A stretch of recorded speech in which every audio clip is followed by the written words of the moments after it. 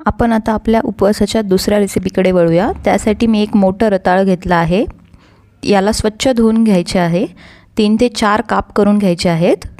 त्याला आपण आता वाफवून घेणार आहोत। त्यासाठी मी असं एक स्टीमर घेतलं आहे। त्यात हे रताळाचे काप ठेवून घेणार आहोत। याला वाफवण्यासाठी आपल्याला एका पातेल्यामध्ये तांब्यावरून पाणी टाकून ते स्टीमर त्यात ठेवून घ्यायचं आहे। हे रताळाचे काप आपल्याला 10 ते 12 मिनिटांसाठी वाफवून घ्यायचे आहेत। झाकण ठेवून वाफवून घेतलं आहे। असं चाकूने तुम्ही चेक करू शकता।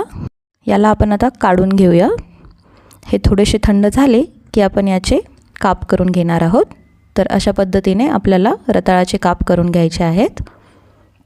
हे रताळाचे काप शिजवण्यासाठी आता आपल्याला अर्धा लिटर दूध लागणार आहे। एका पातेल्यात अर्धा लिटर दूध घेऊन त्याला उकळून घ्यायचे आहे।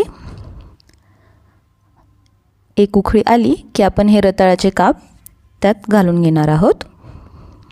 तर तुम्ही पाहू शकता रताळाचे काप आपण दुधात टाकून घेतले आहेत। याला आता मंद आचेवरती आपल्याला शिजवून घ्यायचं आहे। तर हे रताळाचे काप शिजण्यासाठी आपल्याला टाइम लागतो 10 ते 12 मिनिटांसाठी शिजवून घ्यायचं आहे। लो टू मीडियम फ्लेमवरती तुम्ही उकळून घेऊ शकता। दुधाची क्वांटिटी अर्धी होईपर्यंत आपल्याला हे काप शिजवून घ्यायचे आहेत। तुम्ही पाहू शकता हे रताळाचे काप तयार झालेले आहेत। आता यासाठी आपल्याला अर्धी वाटी साखर टाकून घ्यायची आहे। तुम्ही साखरेचे प्रमाण तुमच्या आवडीनुसार कमी जास्त करू शकता।